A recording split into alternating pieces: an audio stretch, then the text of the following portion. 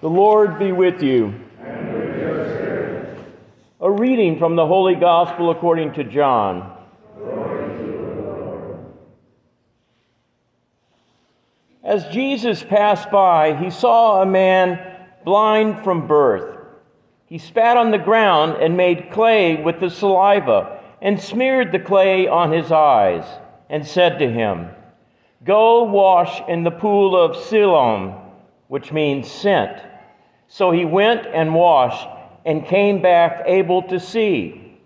His neighbors and those who had seen him earlier as a beggar said, "Isn't this the one who used to sit and beg?" Some said, "It is," but others said, "No, he just looks like him." He said, "I am." They brought the one who was once blind to the Pharisees. Now Jesus had made clay and opened his eyes on a Sabbath.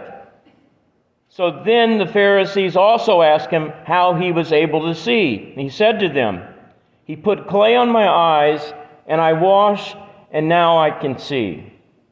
So some of the Pharisees said, "This man is not from God, because he does not keep the Sabbath." But others said, "How can a sinful man do such signs?"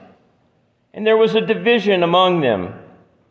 So they said to the blind man again, "What do you have to say about him, since he opened your eyes?" He said, "He is a prophet." They answered and said to him, "You were born totally in sin, and you are trying to teach us?" Then they threw him out. When Jesus heard that they had thrown him out, he found him and said, "Do you believe in the Son of Man?" He answered and said, "Who is he, sir, that I may believe in him?" Jesus said to him, "You have seen him, and the one speaking with you is he." He said, "I do believe, Lord," and he worshiped him. The Gospel of the Lord. Praise to you, Lord Jesus Christ.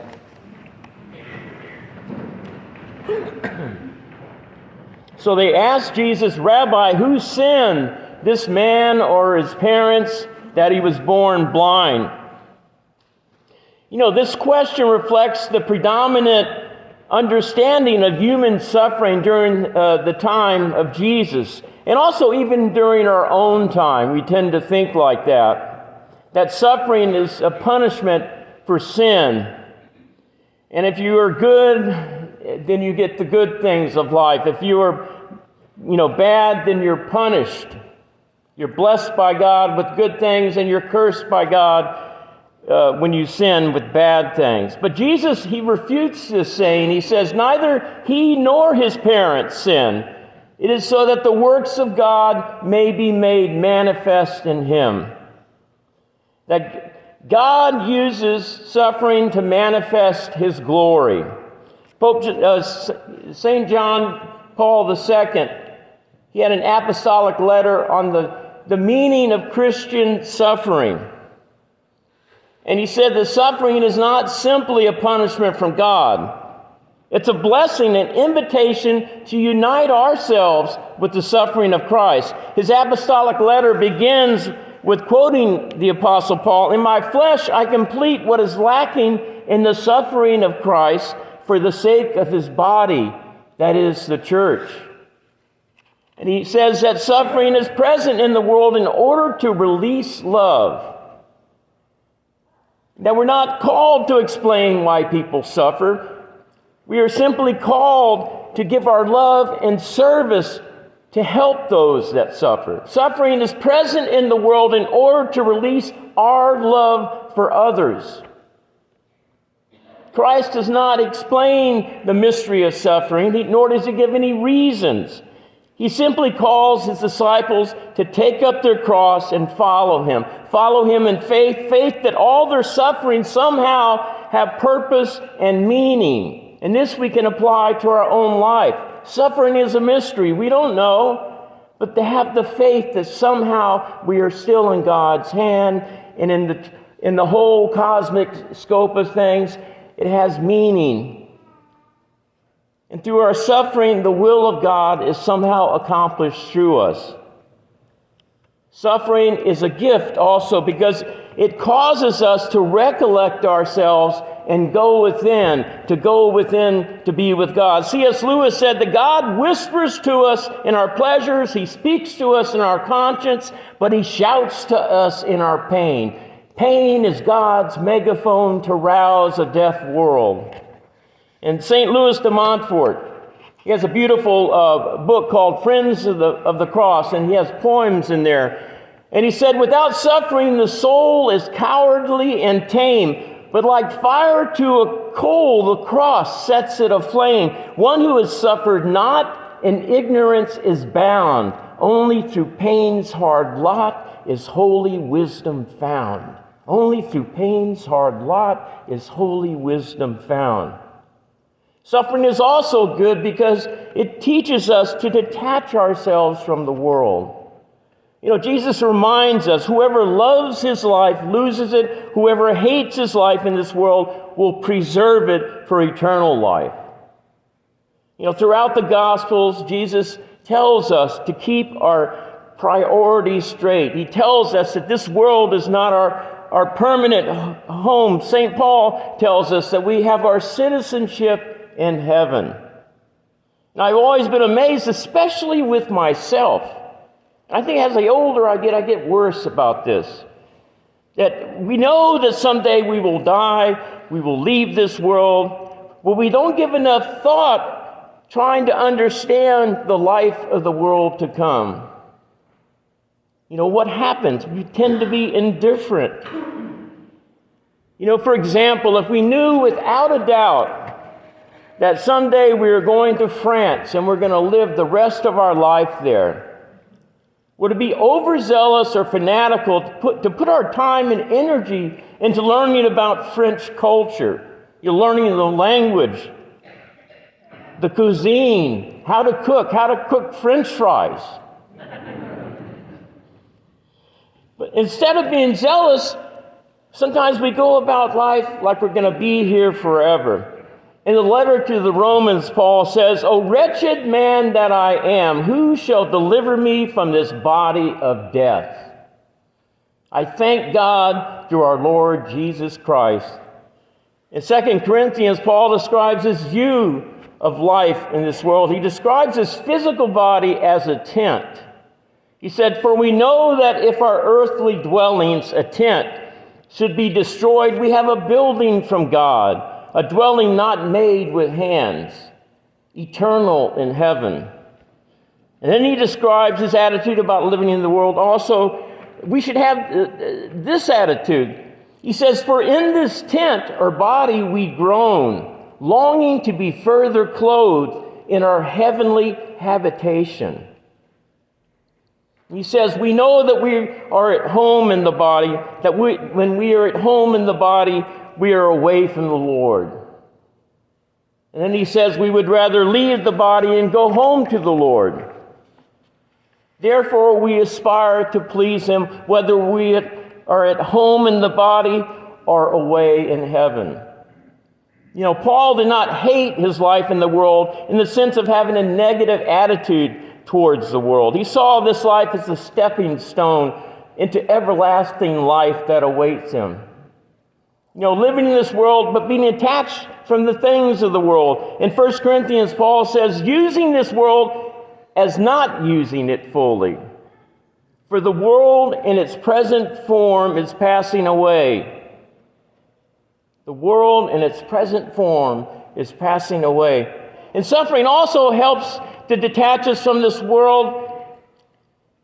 And it's so important to become attached from this world because God will not take us to heaven against our will. He's not going to take us to heaven kicking and screaming because we want to stay here on earth.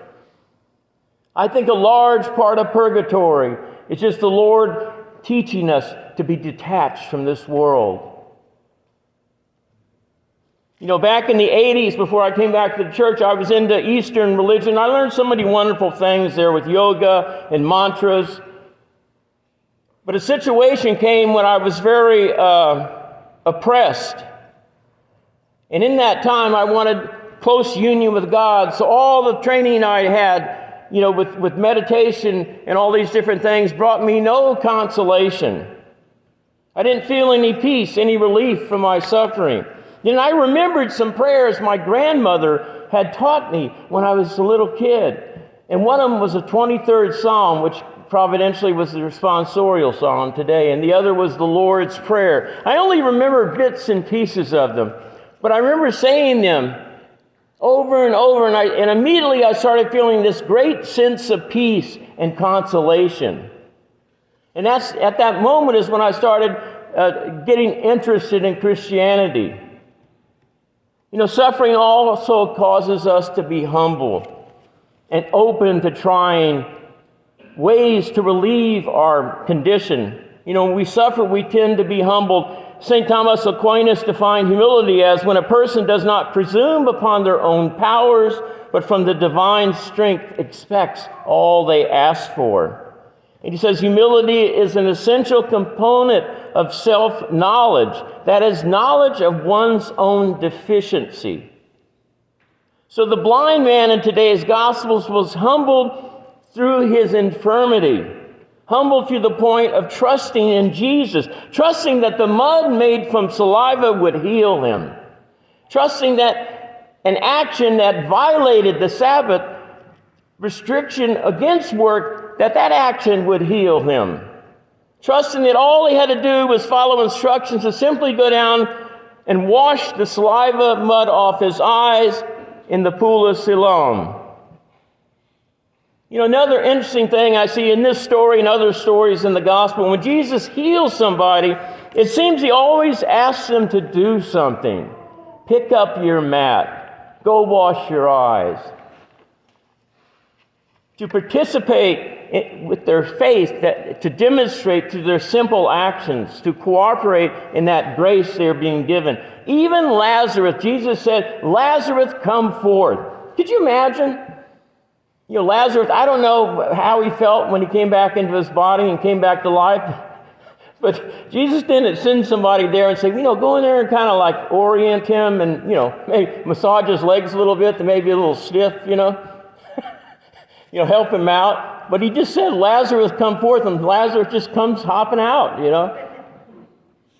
To make that act of faith. Even in the lives of the saints, we see that. One of my favorite saints, St. Andre, Brother Andre of Montreal, he died in the 1930s. He healed thousands of people. He would take the oil of St. Joseph from the lamp that burned at the shrine of St. Joseph, and he would use that oil and he would, rub it on people. He called it friction. He said, friction is very good for your health, And he had so many people healed. If you go there, there's, all these crutches and things that people left behind. And one day, a man who had been injured in a farming accident, farmer, his legs were really mangled, he can barely walk. And he came to Brother Andre, assisted by his relatives. And Brother Andre, prayed over him with the oil and said, "You're healed, you can go out and plow tomorrow morning." But the man walked away and he still had the infirmities. And he told his family, Brother Andre said, "I'm healed. I'm going to go plow tomorrow." And they're like, "I don't know." So the next morning he got up and he struggled. He got the plow together. He could barely walk. And he took a couple of steps and immediately straightened out and he was healed. Amazing. As Catholics, we have the great advantage in relating to the lives of the saints. So if we think we have suffering sometimes, all we have to do is read about the lives of the saints, how much suffering that they've gone through in the example. So today, when we receive Jesus in Holy Communion, let's ask Him for the grace of humility to embrace whatever suffering He desires to send us in our life, so that we may embrace at the same time His holy will and the graces He desires to give us, so that when we leave this world, we may live with Him in heaven, a world without end.